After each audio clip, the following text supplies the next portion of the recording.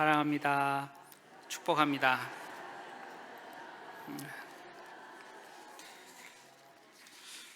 오늘 예배는 믿음마을 헌신 예배로 드립니다. 또 소식지를 보시면 오늘 예배 후에 예배 시에 새가족 교육을 마친 새가족 수료식이 있습니다. 게다가 유럽 종교개혁지 성지순례팀의 보고도 있습니다. 많은 일들이 계약하고 있는 이때 제가 설교를 하게 됐습니다. 제 마음이 어떻겠습니까? 일은 많은데 뭐 하나 제대로 집중하지 못해서 마음만 분주하고 복잡하고 또 실수가 많습니다.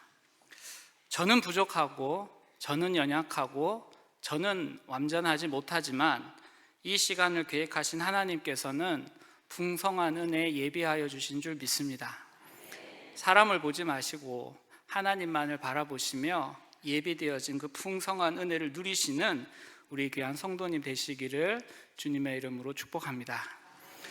그런 의미에서 다시 한번 인사를 나누실 텐데, 이 시간 헌신을 다짐하는 우리 믿음 마을 위에 하나님의 은혜와 평강에 함께 하시기를 소망합니다.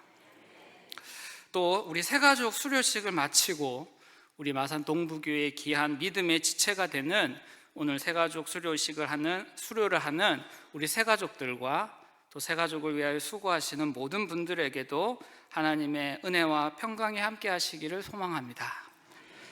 또 유럽 종교개혁지 성지순례를 무사히 다녀와 보고하는 우리 성지순례팀 위에도, 그리고 이 시간 같은 마음으로 하나님의 은혜를 사모하는 모든 성도님들에게 하나님의 은혜와 평강이 함께 하시기를 소망합니다.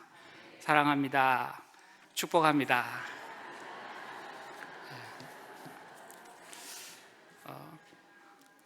목사님께서 계속 인사만 하고 싶다고 하는 의미를 알 것 같아요. 네. 지난 2월 17일부터 28일까지 유럽 종교개혁지 성지순례를 다녀왔습니다. 하나님의 보호하심과 많은 성도님들의 기도 덕분에 33명의 모든 성지순례 단원들이 종교개혁가 마틴 루터, 츠빙글리, 얀 후스, 그리고 존 칼뱅의 발자취를 따라 유럽의 종교개혁지를 아무 사고 없이 잘 다녀올 수 있었습니다.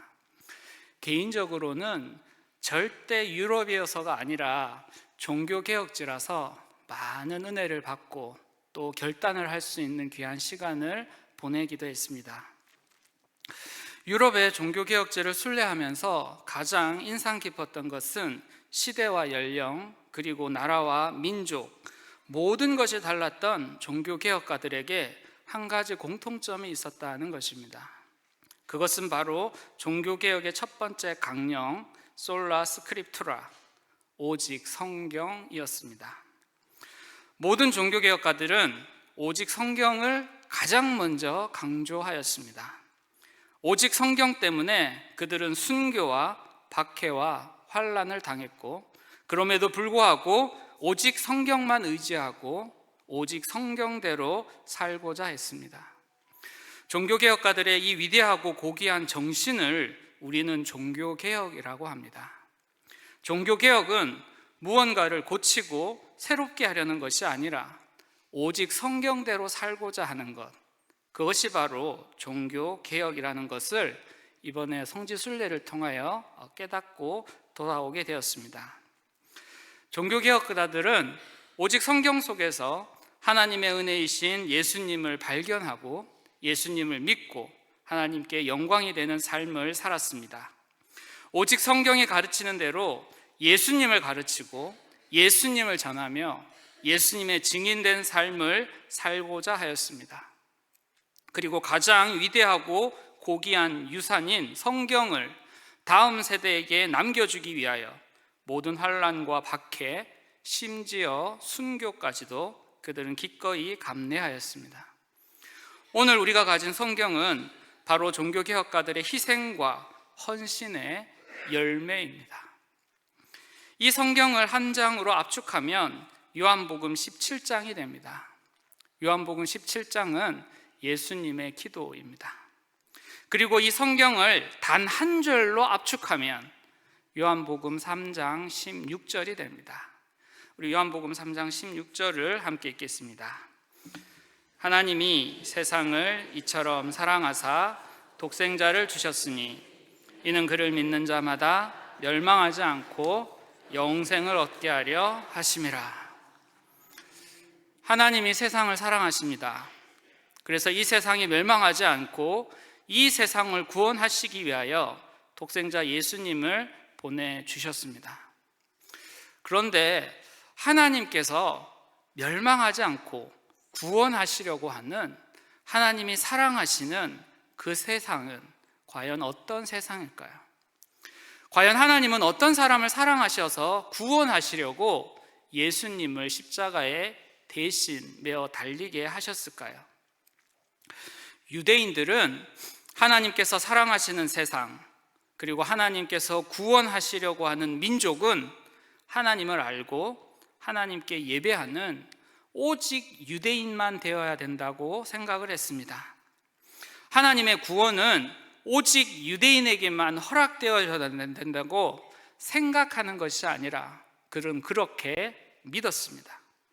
그래서 유대인들은 베드로가 이방인에게 하나님의 말씀을 전했을 때 이 베드로를 비난하고 정죄하였습니다. 이에 대하여 베드로는 자신이 한 일을 차례로 설명하며 그들에게 항변하였습니다. 그런데 이렇게 말하던 베드로 역시 유대인입니다. 하나님의 구원은 유대인에게만 허용되어야 된다고 생각했습니다. 이방인은 정결하지 못하고 순수하지 못하기 때문에 하나님 나라에 합당하지 않다라고 생각을 했습니다. 하나님께서 사랑하셔서 하나님께서 구원하시려고 하는 나라, 민족은 이방인이 아니라 오직 유대가 되어야 된다고 생각하고 있었습니다. 하나님께서는 그런 베드로에게 3번에 걸친 환상을 통하여 분명하게 말씀해 주셨습니다.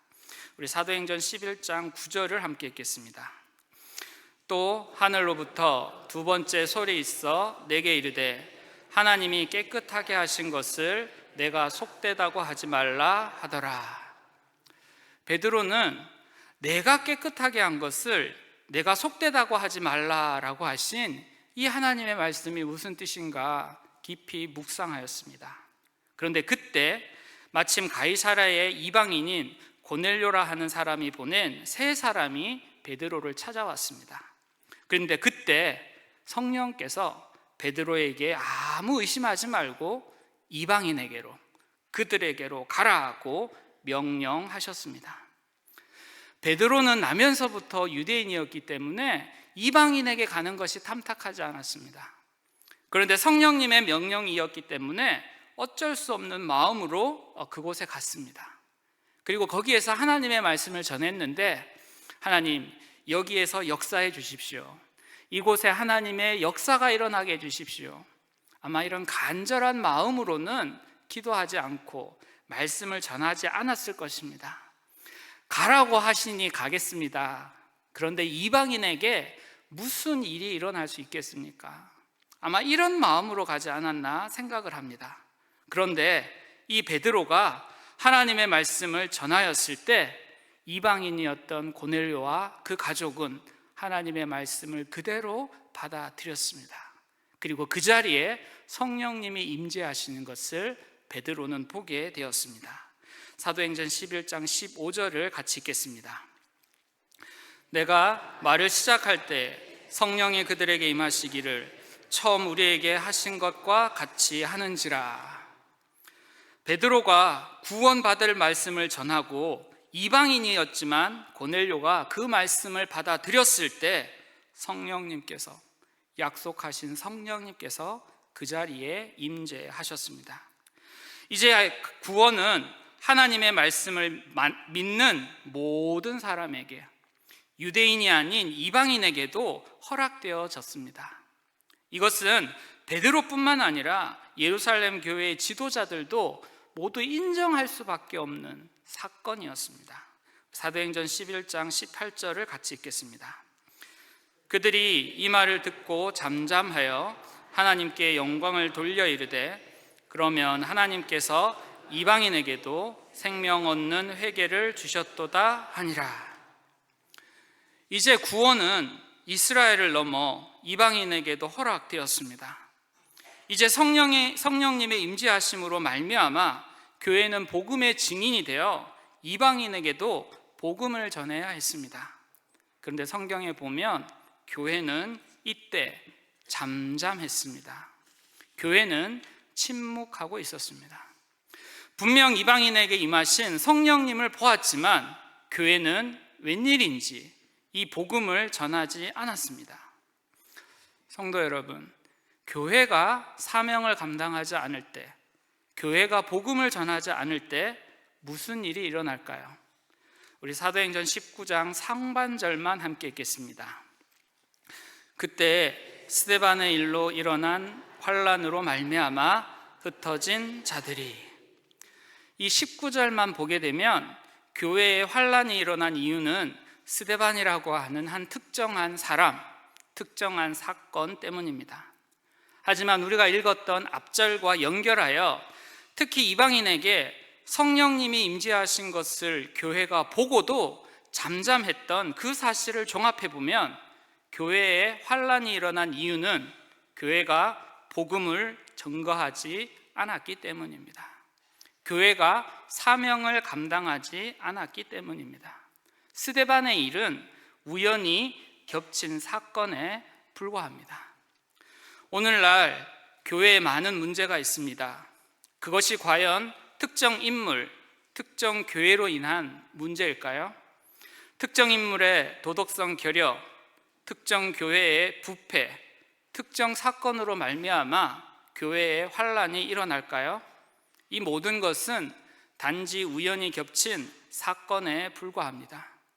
교회가 환란을 당하는 이유는 교회가 사명을 감당하지 않아서, 복음을 전하지 않아서라고 성경은 분명히 기록하고 있습니다. 분명 예루살렘 교회는, 그리고 베드로는 성령님이 임재하시면 온 유대와 사마리아를 넘어 땅끝까지 이르러 복음의 증인이 되어야 함을 알고 있었습니다. 하지만 잠잠히 침묵하고 있었습니다. 그래서 하나님께서는 고난과 환난을 통하여 그들을 흩으셨고 예수님을 전파하게 했습니다. 우리 사도행전 11장 20절과 21절을 함께 읽겠습니다. 그 중에 구브로와 구레네 몇 사람이 안디옥에 이르러 헬라인에게도 말하여 주 예수를 전파하니 주의 손이 그들과 함께 하심에 수많은 사람들이 믿고 주께 돌아오더라. 예루살렘의 많은 사람들이 환란으로 인하여 흩어졌습니다. 그리고 그들에게 주어진 사명, 곧 주 예수님을 전파했습니다. 그러자 그 복음을 들은 수많은 이방 사람들이 주님께 돌아오게 되었다고 성경은 기록하고 있습니다. 그리고 이 소문을 들은 예루살렘 교회는 즉시 바나바를 안디옥으로 보냈습니다. 바나바는 이 안디옥 교회가 굳건한 마음으로 주와 함께 머물기를 권면하여 그 무리가 더해지게 하였습니다. 그런데 바나바는 여기에서 그치지 않고 다소에 있는 사울을 찾아가서 사울을 데리고 왔습니다. 이 사울은 스데반 사건을 일으킨 결정적인 인물 가운데 하나입니다. 바나바는 다름 아닌 그 사울을 찾아 안디옥 교회로 데리고 왔고 1년간 하나님의 말씀으로 많은 사람들을 가르쳤습니다.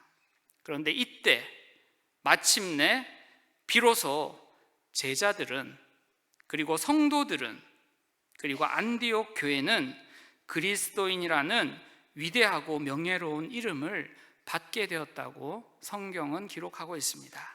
우리 11장 26절을 함께 읽겠습니다. 만남에 안디옥에 데리고 와서 둘이 교회에 1년간 모여 있어 큰 무리를 가르쳤고 제자들이 비로소 그리스도인이라 일컬음을 받게 되었더라. 성도 여러분, 그리스도인이라는 호칭은 그냥 주어지는 호칭이 결코 아닙니다. 그리스도인이라는 말은 그리스도를 닮은, 그리고 그리스도에게 속한 증인이라는 뜻이 있습니다. 교회는 오직 예수님만을 본받아야 합니다. 교회는 오직 예수님께 속한 예수님의 증인이 되어야만 합니다. 교회는 오직 예수님을 통해서만 하나님께서 사랑하시는 세상, 하나님이 구원하시려는 그 하나님의 구원에 참여할 수 있다는 것을 세상에 가르쳐야 합니다. 세상에 선포해야 합니다. 이 일에 교회가 증인이 되어야 합니다.